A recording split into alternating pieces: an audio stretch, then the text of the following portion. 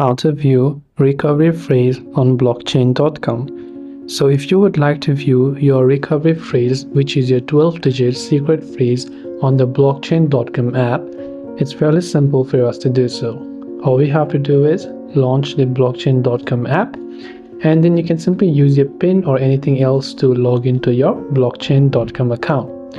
After you've done that, you're probably going to see this type of interface.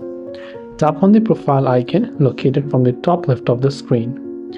Over here you'll find all the sorts of options, right? So what you want to do is just look for a certain option over here. Now normally you can see under DeFi Wallet it says recovery phrase, which is a 12-digit secret 12-word key. So when you tap on it, it'll ask you to enter your PIN, and when you enter your PIN, your recovery phrase will be displayed to you. This way you can view your recovery phrase on your blockchain.com app. I hope that this video helped you out. If you have got any further questions, feel free to leave them down below. Thanks for watching till the very end of this tutorial, and see you soon in the next video.